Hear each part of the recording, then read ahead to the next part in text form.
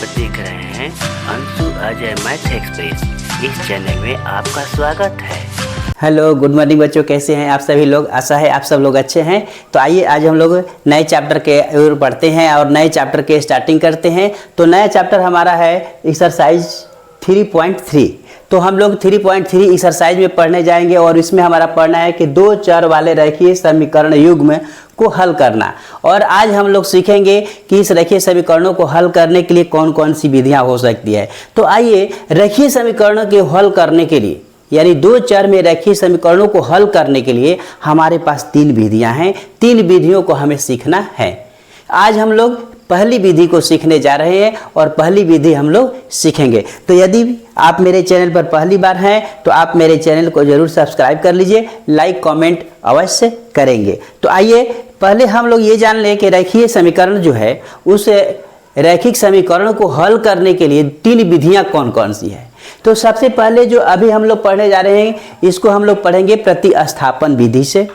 इसके बाद में हम लोग पढ़ेंगे विलोपन विधि से और लास्ट में हम लोग तीसरी विधि से पढ़ेंगे, वह वज्र गुणन विधि के द्वारा हम लोग सीखेंगे। तो इस प्रकार से हमें इस क्वेश्चन को हल करने के लिए तीन विधियों का उपयोग करना है और तीन प्रकार से बनाने के लिए सीखना है।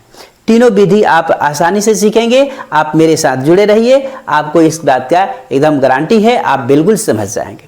तो आइए हम लोग शुरू करते हैं क्वेश्चन नंबर 1 हल करने के लिए और क्वेश्चन नंबर 1 को हम लोग हल करेंगे। चलिए बच्चों, तो हम लोग हल करने बैठते हैं क्वेश्चन नंबर 1 को। और 1 नंबर क्वेश्चन को हम लोग हल करने के लिए पहले क्वेश्चन देखें। हमारा क्वेश्चन यहाँ पर देखिए दिया गया है x + y = 14 और x - y = 4। ये हमारा क्वेश्चन है और इसी क्वेश्चन को हमें क्या करना है, हल करना है। तो इस क्वेश्चन को हल करने के लिए हम क्या करेंगे और इसको हम लोग आते हैं करते हैं। तो यहाँ पर सबसे पहले हमें दो तीन बातों पर ध्यान देना है कि हमें हल करना है प्रतिस्थापन। पहले अर्थ समझ लीजिए, क्योंकि जब आप प्रयोग करना शुरू करेंगे, जब क्वेश्चन तीनों विधि सीखेंगे तो आप कंफ्यूज करेंगे एग्जाम में आने पर कि प्रतिस्थापन विधि से हल करो। अब पता नहीं चलेगा कि आपको हम प्रतिस्थापन कैसे बनाएं, विलोपन विधि से कैसे बनाएं और वज्र गुणन विधि से कैसे बनाएं। ऐसी स्थिति को न समस्या उत्पन्न हो, तो इस स्थिति को हल करने के लिए आपके पास एक समझ है। आइए प्रतिस्थापन का अर्थ समझिए। प्रतिस्थापन का अर्थ होता है कि कोई आदमी जहां पर है उसको हटा करके दूसरे आदमी को बैठा देना, यानी प्रतिस्थापित करना।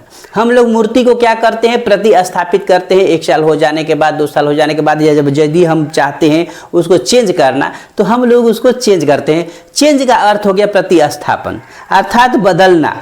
तो हम लोग क्या करते हैं, रिप्लेस करते हैं, उसके मान को रिप्लेस करके रखते हैं, उसको हम प्रतिस्थापन कहते हैं। प्रतिस्थापन का अर्थ आपको अब समझ में आ गया होगा। प्रतिस्थापन का मतलब है कि उस अंक में उसके स्थान पर किसी दूसरे का मान ले आकर के वहां रखना और रख करके हम लोग उसको क्या करते हैं, हल करते हैं। आइए तो हम लोग इस विधि का प्रयोग करके हम लोग हल करना शुरू करेंगे। तो आइए सबसे पहले हम क्या करते हैं कि यहाँ पर जो हमारा क्वेश्चन दिया गया है उसको हम समीकरण 1 से हम 1 2 इंडिकेट करेंगे। ये हमारा समीकरण 1 हो गया और ये हमारा समीकरण 2 हो गया जो कि दिया गया है। अब हम लिखेंगे कि समीकरण, कोई भी आप समीकरण ले सकते हैं। समीकरण 1 से हम यहाँ पर हल करना शुरू किए। तो हमने हल जब शुरू किया तो लिखा समीकरण 1 से। ये कोई जरूरी नहीं है कि समीकरण 1 ही आप लेकर बना सकते हैं, ये कोई जरूरी नहीं है। आप समीकरण 2 भी लेकर बना सकते हैं। तो आइए यहाँ पर हमने ले लिया है समीकरण 1 से। तो समीकरण 1 से हम देखते हैं कि यहाँ पर x + y = है आपका 14।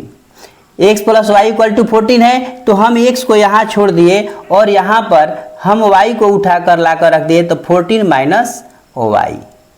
ठीक है, ये हमारा x का एक वैल्यू मिल गया यहाँ पर कि हमारा 14 - y होगा। ठीक है, तो हम लोग यहाँ पर क्या कर लिए, एक मान को हल करके हमने x का मान निकाल लिया। अब समीकरण 2 में आते हैं और लिखते हैं कि अब समीकरण 2 में 1 का मान रखने पर अब ध्यान दीजिए, हमने जो 1 में जो मान प्राप्त किया है उसको उठा करके समीकरण 2 में रखेंगे।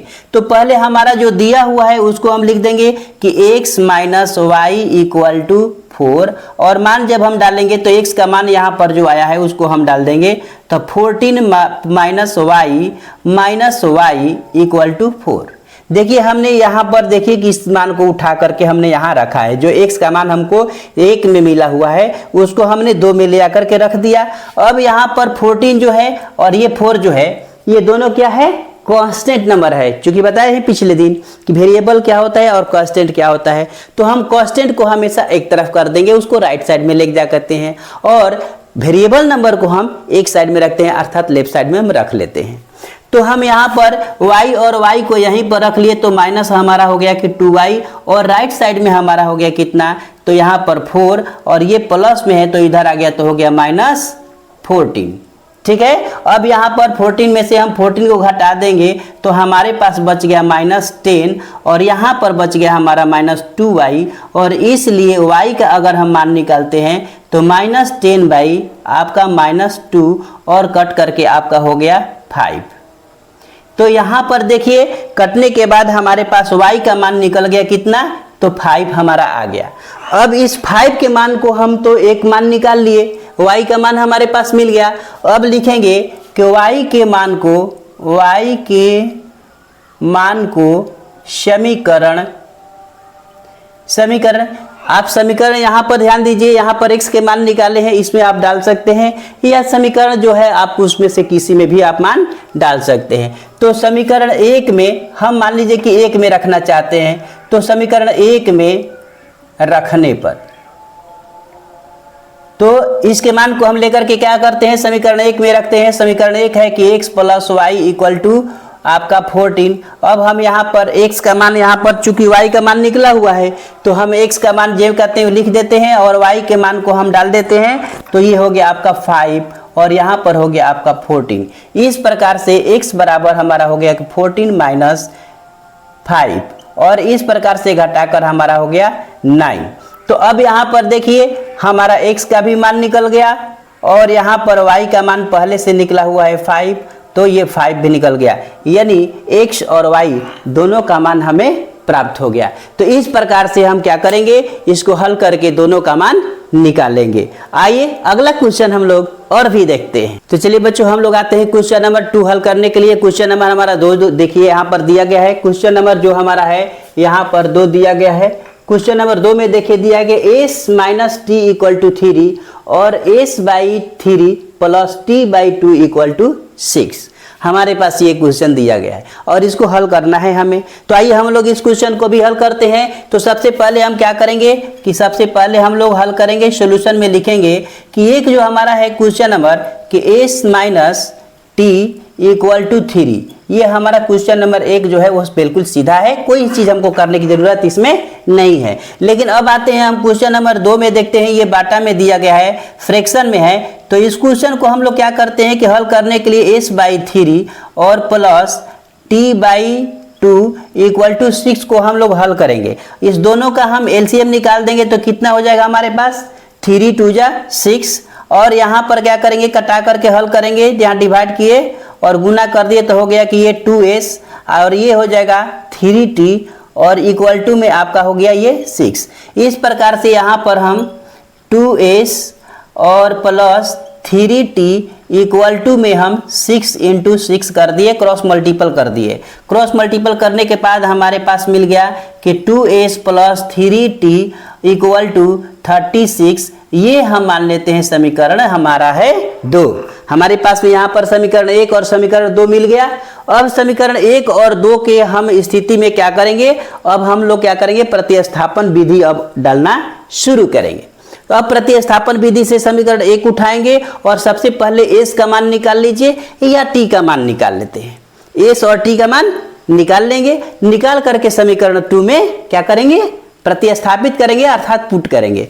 तो आइए हम लोग लिखेंगे कि समीकरण 1 से, अब हमारे पास आ गया कि समीकरण 1 से हमको जो मिला है उसको हम सबसे पहले लिखेंगे। तो हमारा समीकरण 1 से मिला कि s - t = 3 अर्थात s = 3 + t। यहाँ पर ध्यान दीजिए -t है, जब इसको हम साइड चेंज किए तो साइड चेंज करते करते हमको क्या करना होता है, उसका चिन्ह भी बदल देना होता है। अर्थात यहाँ पर -t है तो राइट साइड में जाएगा तो क्या लिखेंगे हम, +t लिखेंगे।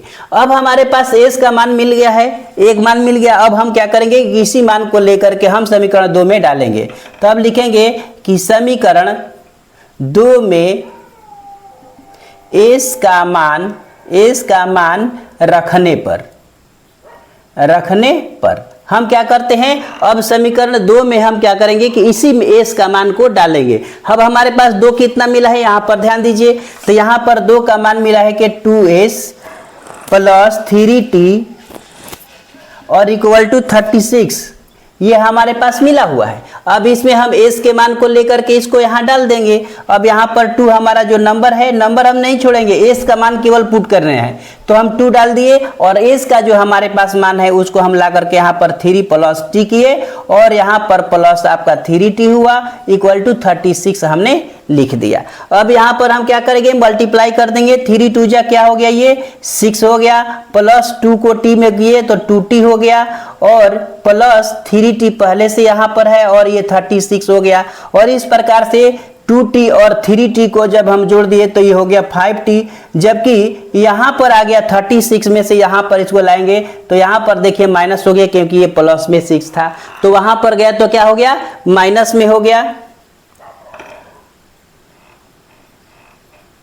अब हम क्या करते हैं, यहाँ पर t के मान निकालना है और इसलिए t बराबर हम क्या करेंगे, तो यहाँ घटा देंगे तो ये हो गया आपका 30 और ये 5 जो यहाँ है मल्टीप्लाई में है। देखिए मल्टीप्लाई जो होता है यहाँ पर क्या हो जाएगा, डिवाइड हो जाएगा। अगर डिवाइड यहाँ रहता तो यहाँ क्या हो जाता है, मल्टीप्लाई हो जाता है। ये तो प्रोसेस आपको पता होगा, साइड चेंजिंग को एक बार फिर रिमाइंड कर लीजिए। अगर कोई लेफ्ट साइड में प्लस में है तो राइट साइड में जाकर माइनस हो जाएगा, अगर लेफ्ट साइड में माइनस है तो राइट साइड में प्लस हो जाएगा। यदि प्लस माइनस के अलावा अगर मल्टीप्लाई है तो राइट साइड में डिवाइड हो जाएगा, और यदि डिवाइड है लेफ्ट साइड में तो राइट साइड में क्या हो जाएगा, मल्टीप्लाई हो जाएगा। इस प्रकार से हम लोग दाएं साइड के भी प्रोसेस को लेफ्ट साइड में या लेफ्ट को राइट साइड में बिल्कुल सेम प्रोसेस से करते हैं। आइए अब यहाँ पर आइए, t का मान हमारे पास आ गया कितना, तो घटा दिए तो ये 30 हो गया और ये 5 इसके नीचे मल्टीप्लाई में है तो डिवाइड में आ गया।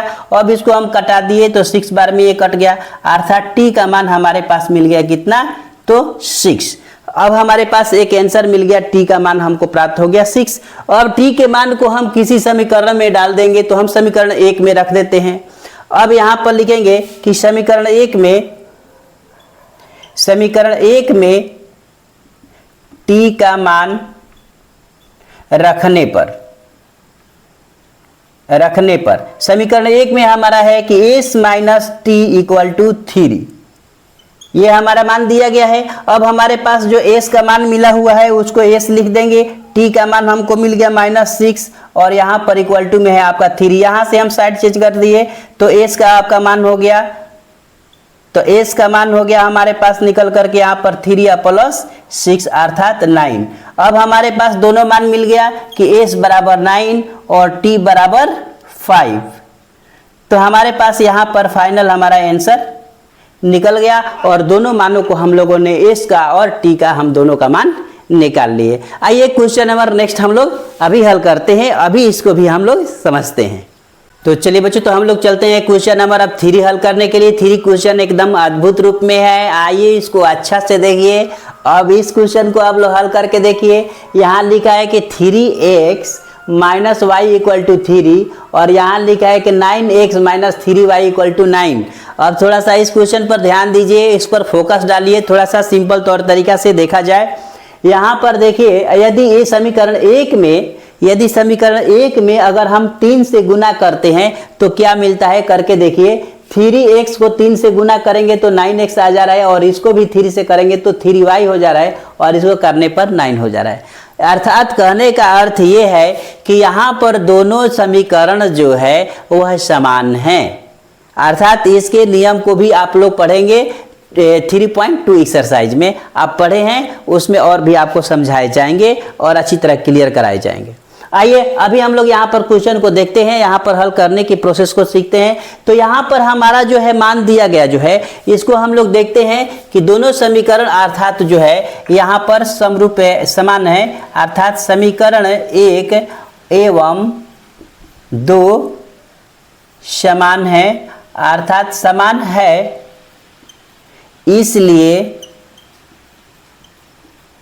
इसलिए अगर हम लिखेंगे इसका मान, अगर हम लिखेंगे तो यहाँ पर लिखेंगे कि 3x minus y equal to 3, अर्थात 3x इक्वल टू यहाँ पर 3 प्लस y और x equal to 3 plus y और बाई 3।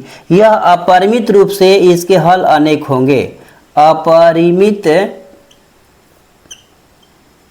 रूप से इसके हल अनेक होंगे, हल अनेक होंगे, क्योंकि दोनों समान हैं। और इस स्थिति में अगर हम मान डालते हैं तो जैसे जैसे हम मान डालेंगे और इस तरह का इसका आंसर निकलेगा।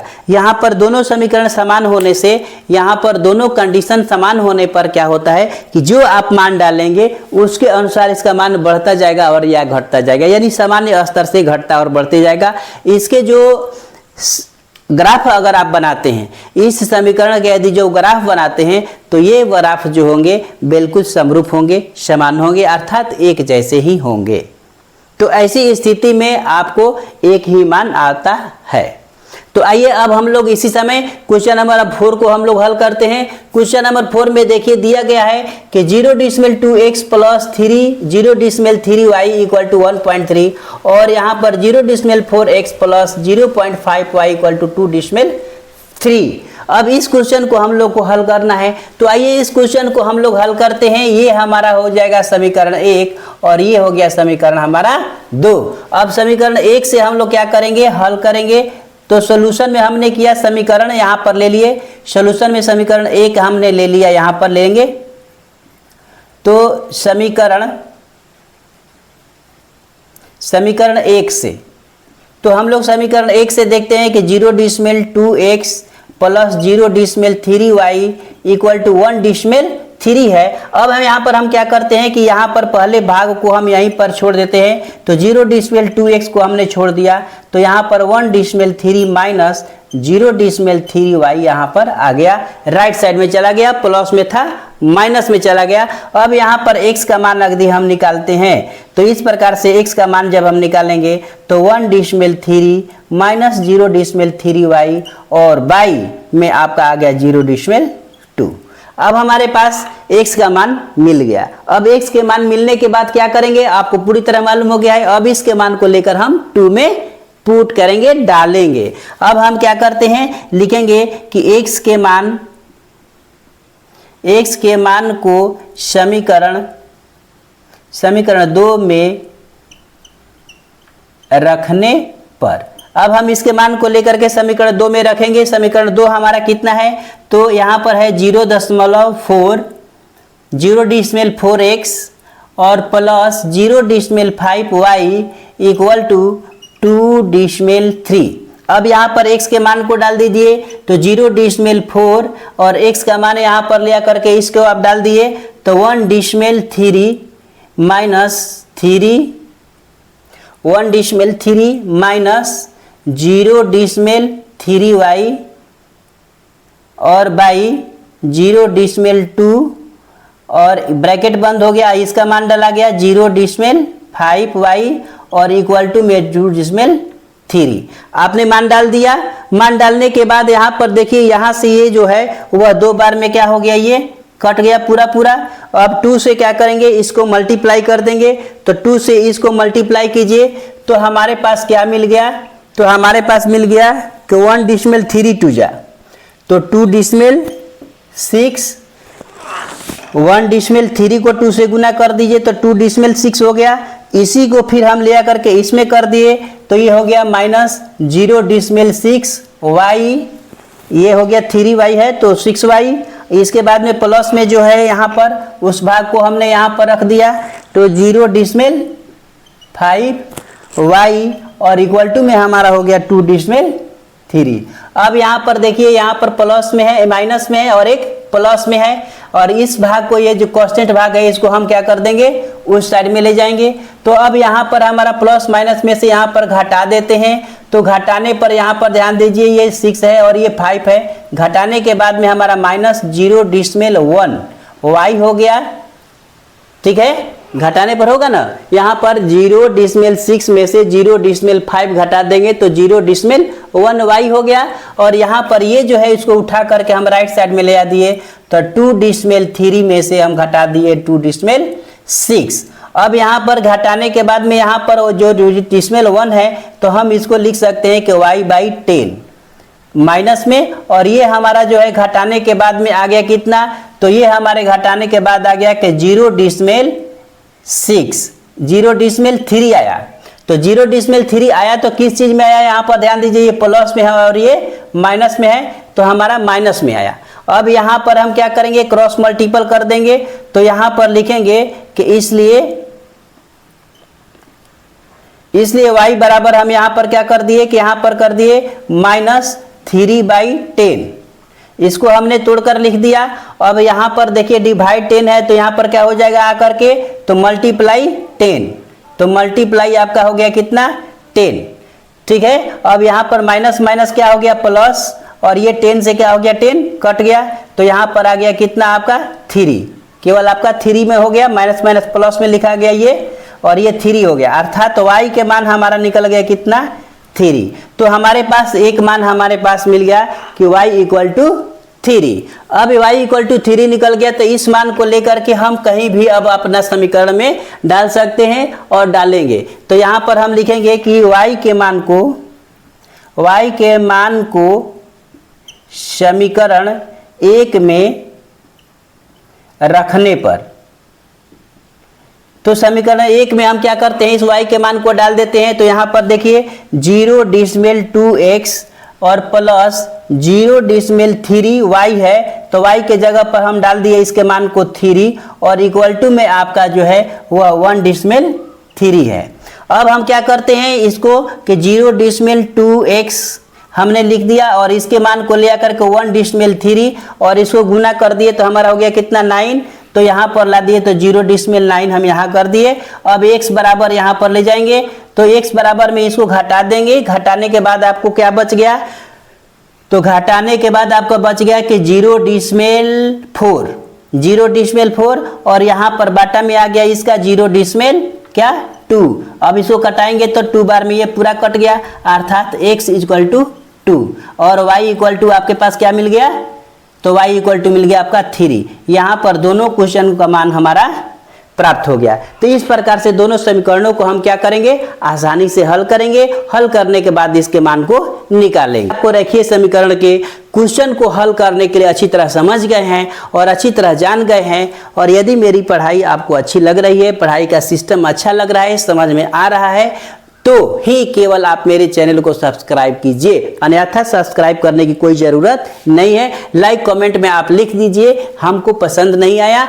या हमको समझ में नहीं आया। यदि नहीं समझ में आया तो मैं समझाने के लिए कोशिश करूंगा और अच्छी से अच्छी वीडियो बनाने के लिए और थोड़ा सा समय दे करके मैं क्लियर आपका वीडियो बनाने की कोशिश करूंगा। तो आइए बच्चों, यदि आप मेरे चैनल पर पहली बार हैं तो सब्सक्राइब कीजिए। यदि आपको पसंद है तो जरूर सब्सक्राइब कीजिए और शेयर करना कभी नहीं भूलना है। अपने दोस्तों के बीच शेयर जरूर से करें। तो थैंक यू बच्चों।